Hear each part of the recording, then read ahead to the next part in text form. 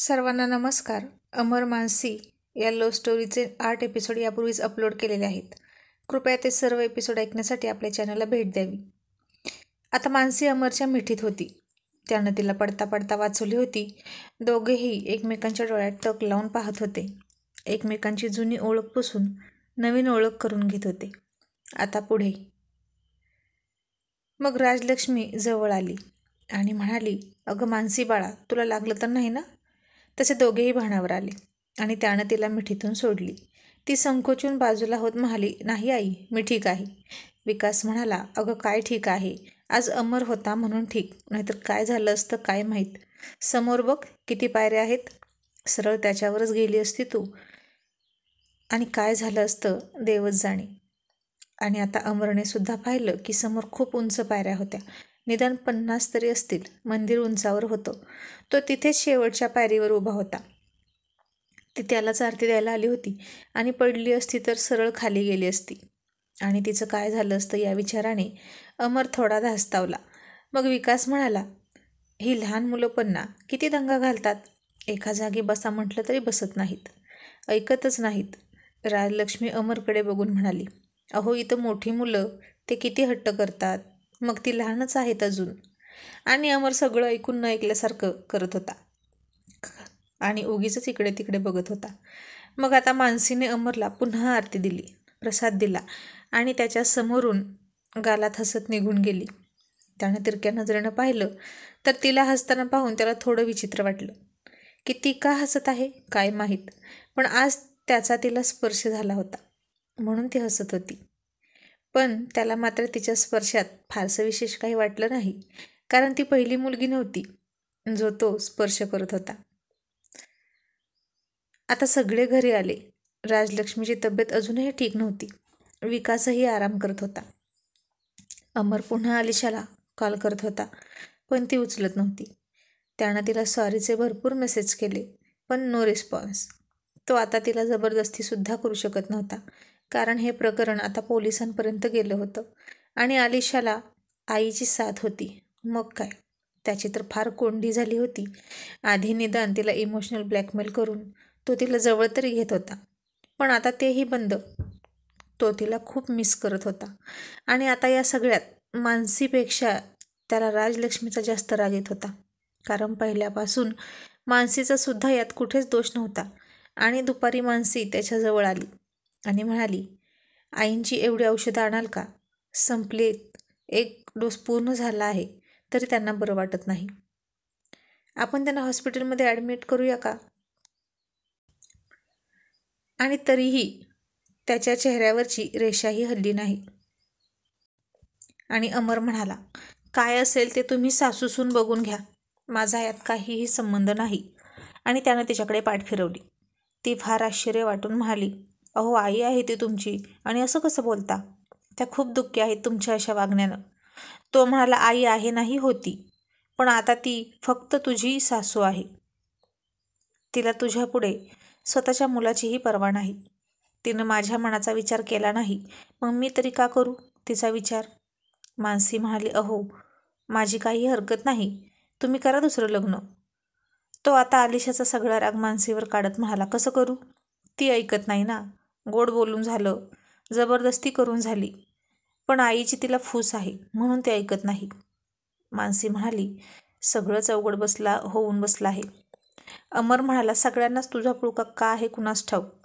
आणि मानसी कसनूसं हसत म्हणाली, कदाचित मी पांढऱ्या पायाची आहे म्हणून सगळ्यांना माझी दया येत असावी, फक्त देव सोडून त्याला फक्त माझी दया येत नाही. आणि हे ऐकून अमर खजील झाला, कारण तो तिला काल पांढऱ्या पायाची म्हणाला होता. तो म्हणाला, मला तसं म्हणायचं नव्हतं, पण मी रागात बोलून गेलो.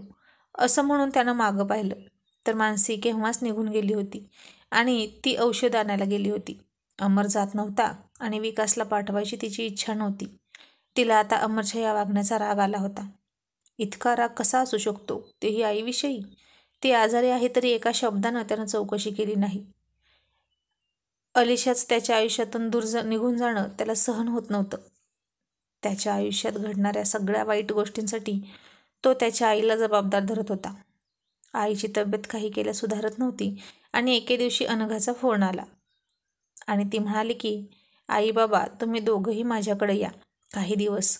त्यानिमित्तानं हवा पालट होईल आणि आईची तब्येत तरी सुधारेल. त्याच त्या वातावरणात राहून आणि तोच तो विचार करून आईची तब्येत आणखीन बिघडेल. ती हट्टच करू लागली. पण राजलक्ष्मी अजिबात तयार नव्हती मानसीला एकटीला सोडून जायला. कारण अमर हा असा, त्याला राग आला की समोरचा माणूस मेला तरी तो बघत नाही. स्वतःच्या आईला सुद्धा तो लवकर माफ करत नाही. मग इतरांची काय अवस्था. विकास तयार होता जायला, पण अनघाही ऐकत नव्हती. मानसी म्हणाली, आई तुम्हाला माझी शपथ आहे, तुम्ही जा अनघाताईंकडे, माझी नका काळजी करू, मी घेईन माझी काळजी, आणि नोकर पण आहेत. ती म्हणाली, नाही मानसी बाळा, माझं मन नाही होत तुला इथं सोडून जायला. मग एक काम करतेस का, तू तुझ्या माहेरी जातेस का काही दिवस, नाहीतर तूही चल आमच्यासोबत.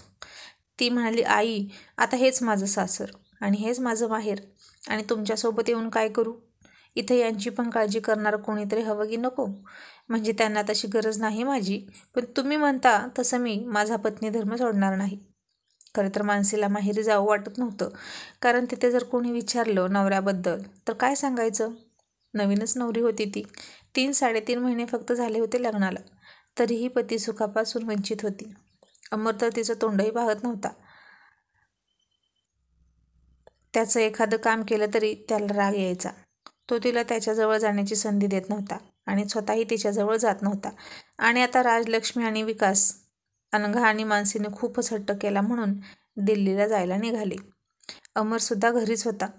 राजलक्ष्मी अमरला भेटायला गेली आणि म्हणाली, मी आणि तुझे बाबा अनघाकडे दिल्लीला निघालो आहोत काही दिवसांसाठी. अमरने आईकडे पाहिलं सुद्धा नाही. राजलक्ष्मी म्हणाली, अमर स्वतःची काळजी घे, मानसीची सुद्धा काळजी घे. आणि अमर एक वाक्य तेवढं बोलला, का, तू का नाही तिची काळजी घेत. घेऊन जा ना तिला तुझ्यासोबत, इथे कशाला ठेवतेस, खूप पुळका आहे ना तुला तिचा. राजलक्ष्मी जरा तीव्र आवाजात म्हणाली, मी म्हणाले होते तिला चल आमच्यासोबत, पण ती तिचा पत्नीधर्म पाळण्यासाठी इथे थांबली आहे. तो म्हणाला, कसला पत्नीधर्म, कोण तिला पत्नी मानते. ती खरंच स्वतःला माझी पत्नी समजायला लागली की काय. ती हे विसरली का की तिचं लग्न अगोदर दादाशी होणार होतं आणि मी तिचा धीर आहे. राजलक्ष्मी म्हणाली, अमर विसर आता ते.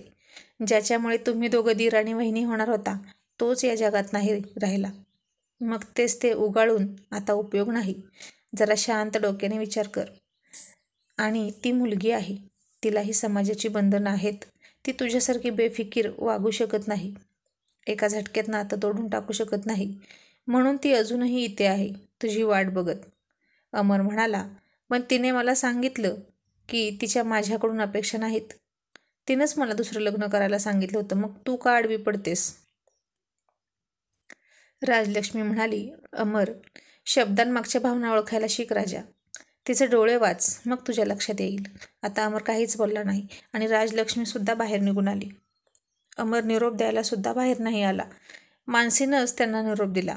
आता मानसीला एकीकडे सासू सासऱ्यांना सांभाळायचं होतं, तर दुसरीकडे भरकटलेल्या अमरला सुद्धा त्याच्या कलाकालानं घेत घराशी बांधून ठेवायचं होतं. दोन्ही आघाड्यांवर मानसीची लढाई सुरू होती. कारण अमर आईबाबांपासून मनानं दूर चालला होता आणि तिच्याजवळही येत नव्हता, आणि हे घरासाठी योग्य नव्हतं. आता मानसीचा वेळ जाता जात नव्हता. राजलक्ष्मी असल्यावर गप्पा मारण्यात वेळ जायचा. तिला दिलासा मिळत होता राजलक्ष्मीमुळे, पण आता दिवसभर तिला घर खायला उठायचं. संध्याकाळी अमर यायचा, गुपचूप जेवायचा आणि झोपायचा. दोघेही एकमेकांशी बोलत नव्हते, म्हणून आता ती बागकाम, घरातल्या कामात आणि वाचनामध्ये वेळ घालवायची. अधूनमधून राजलक्ष्मीचे तिला फोन यायचे. मग तिने मोलकरणीला सांगितलं की तुम्ही 2 दिवसातून एकदा आलात तरी चालेल. घरात आता खूपच कमी काम असतं, आम्ही दोघंच असतो, मलाही काही काम नाही, त्यामुळे मी घरातली कामं करीन थोडीफार, आणि स्वयंपाकसुद्धा मीच करेन. आता मोलकरणीने तिचे आभार मानले. आता मानसी दोघांचाही स्वयंपाक बनवू लागली. आज अमर आला. मानसी त्याला जेवायला वाढायला गेली तर तो तिला रागात म्हणाला, माझ्या पुढे पुढे करायचं नाही, मोलकरीण कुठे आहे. आणि तो मोलकरणीला हाक मारू लागला. ती म्हणाली, मी मोलकरणीला सुट्टी दिली आहे, 2 दिवसातून एकदा येईल ती. तुम्हाला काय हवं नको ते मला सांगा. तो चिडून म्हणाला, मोलकरणीला सुट्टी देणारी तू कोण आहेस? मानसी चिडली आणि म्हणाली, मी या घरची सून आहे. अमरला फार राग आला आणि त्यानं ते जेवण बाजूला सारलं. त्यानं पुन्हा जेवण ऑर्डर केलं. मानसी त्याचे नखरे पाहून झोपायला गेली आणि अमर तिथेच सोफ्यावर बसून ऑर्डरची वाट बघत बसला. त्याची ऑर्डर आली, त्यानं जेवण केलं, तसाच झोपायला गेला. सगळा कचरा टेबलवर टाकूनच. त्याला आता तिच्या हातचंही खायचं नव्हतं. मग सकाळी मोलकरीण आली. तिने डायनिंग टेबलवरचा कचरा आवरला. मानसी उठायच्या अगोदरच तिने ते आवरलं. नाहीतर तिला पुन्हा अमरचा खूप राग आला असता, त्याच्या अस्वच्छपणाचा. आणि अमरनं मोलकरणीला सांगितलं, यापुढे रोज यायचं, माझ्यासाठी तू जेवण बनवायचं. 2 दिवसातून एकदा कामाला येशील आणि महिन्याचा पूर्ण पगार घेशील का? नाहीतर तुझा पगार कट केला जाईल किंवा काम सोड, मी दुसरी मोलकरीण बघतो, अशी धमकी त्यानं मोलकरणीला दिली. बिचारी मोलकरीण हो म्हणाली. मी येणारच होते, पण मानसी मॅडमनेच मला तसं सांगितलं, असं ती घाबरत म्हणाली. अमर तिला दम देत म्हणाला, मी या घरचा मालक आहे, त्यामुळं माझंच ऐकायचं, इतर कोणाचंही नाही. आता हे सगळं मानसीनं ऐकलं आणि तिला त्याचा राग आला. मग अमर म्हणाला, कालपासून माझी रूम स्वच्छ केली नाही. कपडे, सॉक्स, शूज धुवायचे आहेत, ते धुवून दे. आता असेच 4-5 दिवस गेले. मानसी आता तिची कामं करायची, मोलकरीण अमरची कामं करायची. तो कंपनीतून आला. आलिशाचं लग्न ठरलंच होतं. ती त्याच्याकडे ढुंकूनही पाहत नव्हती. आलिशानं त्याच्यावर केलेलं प्रेम हे खोटंच होतं असं त्याला वाटलं. कारण तिला विसरताना त्याला खूप त्रास होत होता, पण त्याला विसरताना मात्र तिला काहीच त्रास नाही झाला. मग हे प्रेम खरं नाही असं त्याला वाटलं. पण अमरला हे माहीत नव्हतं की मनापासून एकदा त्याग करायचा ठरवलं की कोणत्याच गोष्टींचा स्वार्थ वाटत नाही, गोष्टी सोडताना त्रास होत नाही. पण अमरला हे समजणार नव्हतं कधीच, कारण तो प्रेमात स्वार्थी झाला होता. म्हणून तो डिस्टर्ब होता. आल्या आल्या टेबलवरच डोकं पकडून बसला. मानसी त्याच्या जवळ आली आणि काळजीने म्हणाली, काही होते का? काही टेन्शन आहे का? मी चहा ठेवू का तुमच्यासाठी? त्याला एकतर कोणाशी बोलायची इच्छा नव्हती आणि वरून मानसीचे असे प्रश्न. आणि त्याला शांत राहायचं होतं, पण तो आधीच चिडला होता आलिशावर. मग आणखीनच तो मानसीवर भडकला. तो तिला म्हणाला, तू जा ना इथून निघून, मला तुझं तोंडही बघायची इच्छा नाही. का आलीस माझ्या आयुष्यात? माझ्यावर उपकार कर आणि मला एकटं सोड. असं म्हणून तो तिथूनही निघाला आणि टेरेसवर गेला. मानसीला खूप वाईट वाटलं. ती रडायला लागली. जरा वेळाने अश्रू पुसून ती अमरकडे गेली आणि म्हणाली, मी आईकडे निघाले आहे, या घ्या घराच्या चाव्या. अमर काहीच बोलला नाही, पण तिने त्याच्या तिथेच चाव्या ठेवून दिल्या. तिनं राजलक्ष्मीला फोन केला. अश्रू लपवत म्हणाली, आई तुम्ही येईपर्यंत मी माहेरी जाते. राजलक्ष्मी म्हणाली, जशी तुझी मर्जी, तू जाऊन ये आईकडे, तुलाही बरं वाटेल. आम्ही पुढच्या आठवड्यात येणार आहे, तेव्हा ये तू. आणि मानसीनं रात्री तिची बॅग भरली. आणि या दरम्यानच कोरोनाचा प्रसार वाढला होता आणि अचानक दुसऱ्या दिवशी लॉकडाऊनची घोषणा झाली. सगळी वाहतुकीची साधने ठप्प झाली. विकास आणि राजलक्ष्मी दिल्लीत अडकले अनघाकडे आणि मानसीचं माहेरी जाणं सुद्धा कॅन्सल झालं. आलिशा मिळेल त्या वाहनाने तिच्या गावी गेली. सगळं ठप्प झालं. मोलकरीणसुद्धा यायची बंद झाली. माणसाचा माणसाशी संपर्क तुटला. सगळे कुलपाच्या आत बंद. अमर आणि मानसीसुद्धा दोघंच घरात राहिले. जिचं तोंड बघू वाटत नव्हतं, आता तिच्यासोबतच तो घरात बंद झाला आणि त्याचं बाहेर जाणंही बंद झालं. आणि आता इथूनच खऱ्या अर्थानं सुरुवात झाली लॉकडाऊनमधील प्रेमकथेला.